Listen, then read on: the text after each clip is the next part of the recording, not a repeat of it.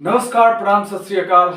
मैं अखिलेश झा अपने इस आई-10 फिजिक्स में आप सबों का तहे दिल से स्वागत करता हूं। बच्चों, आशा करता हूं आप सभी मस्त होंगे, स्वस्थ होंगे और बिल्कुल अपने पढ़ाई में व्यस्त होंगे।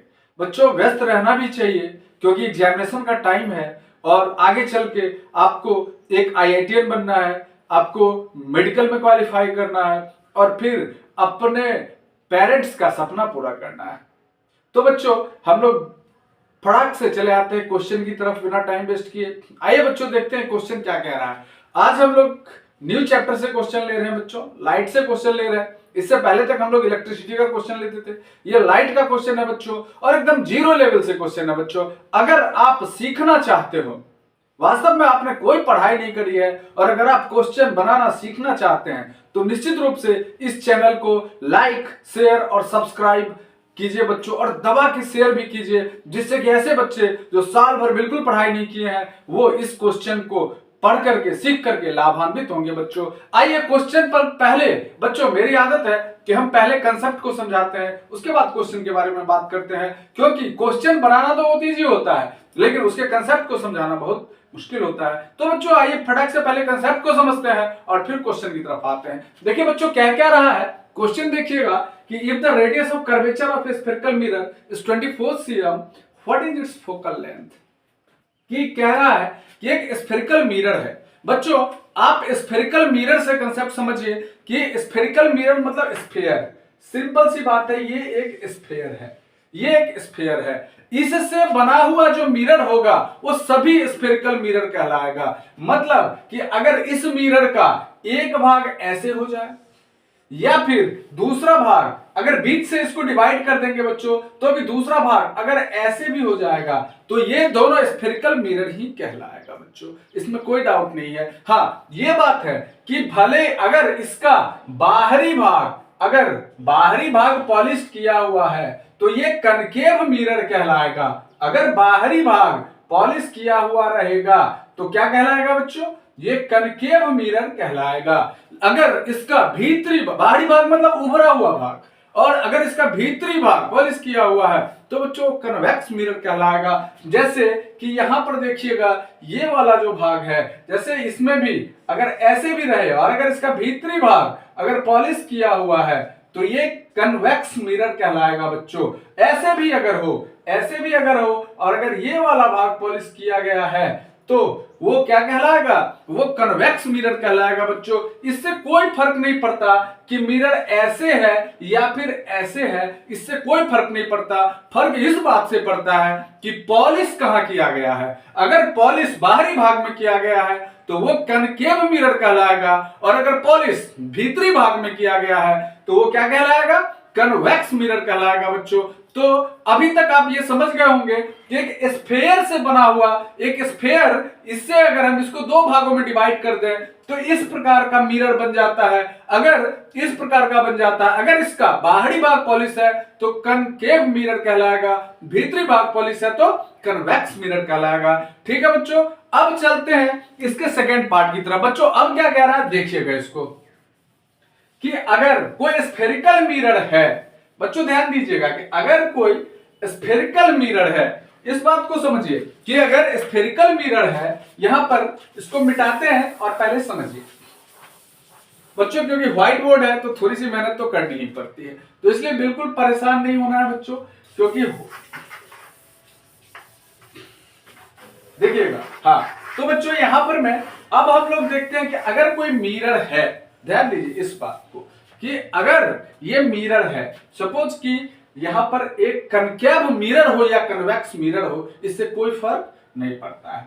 अब जैसे कि हम लोग कोई एक स्फेरिकल मिरर ले लिए, अब स्फेरिकल मिरर में सपोज चलिए हम लोग एक कनकेव मिरर ले लिए। अब कनकेव मिरर ले लिए तो बच्चों एक बात आपको समझ लेना है, क्योंकि ये बात कर रहा है रेडियस ऑफ कर्वेचर का। मतलब कि अगर ये पूरा अगर एक स्फीयर है पूरा, जैसे ये आपको दिख रहा होगा बच्चों कि ये जो पूरा है ये एक स्फीयर है। क्या है, पूरा एक स्फीयर है बच्चों।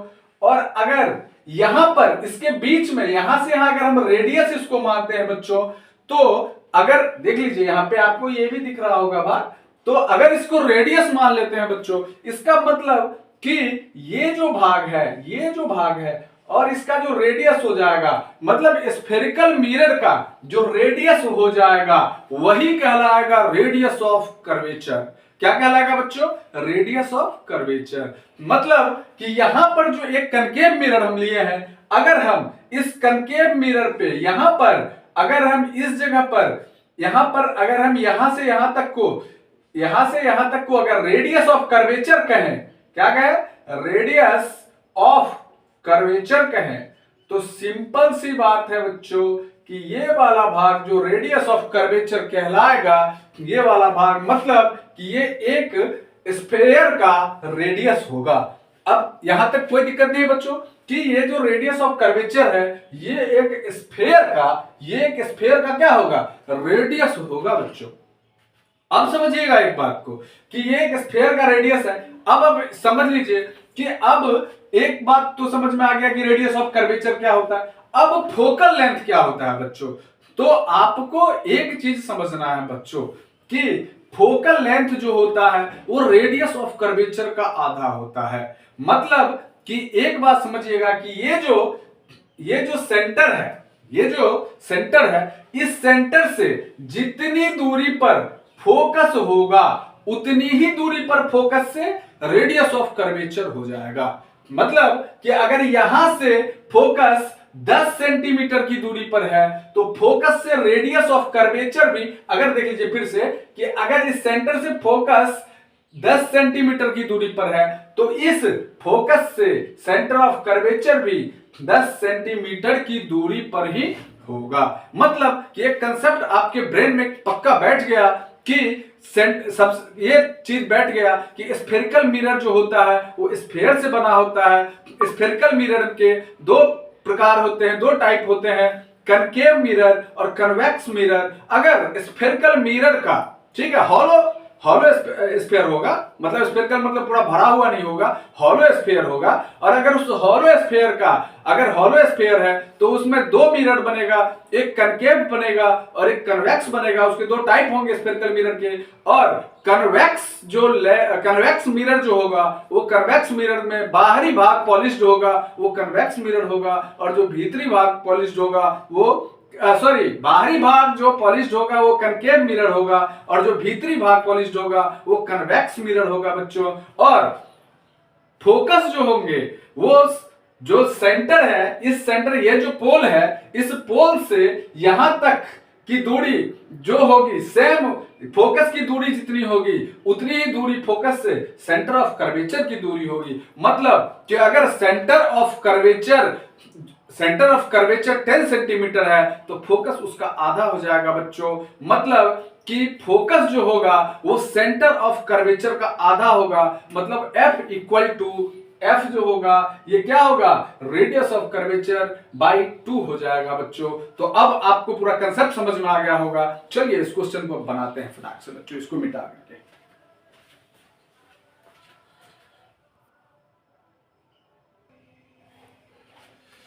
तो देखिएगा क्या पूछ रहा है, फोकल लेंथ। तो आइए बच्चों देखते हैं focal length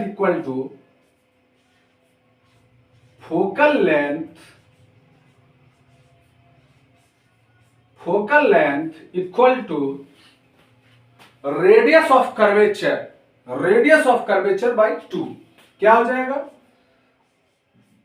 radius of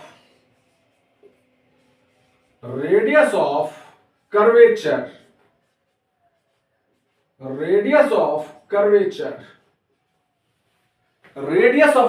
by 2 हो जाएगा बच्चों।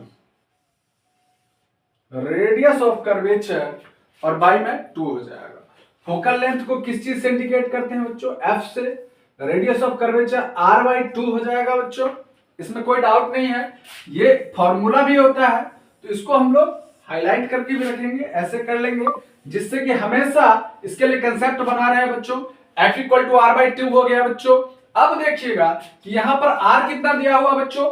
यहां पर radius of curvature of spherical mirror कितना दिया हुआ है? 24 cm दिया गया है। इससे पहले एक चीज और करेंगे बच्चों कि जैसे F equal to R by 2 दे दिए, यहां पर हम लोग एक ये फॉर्मूला लिख दिए और यहाँ पर एक गिवन भी लिख देंगे। सबसे पहले क्या करेंगे, गिवन भी लिख देंगे radius of curvature equal to 24 cm। तो आप देख लीजिए रेडियस ऑफ कर्वेचर कितना है 24 cm और बाई में क्या हो गया 2 हो गया, तो इक्वल टू कितना हो गया 12 सेंटीमीटर।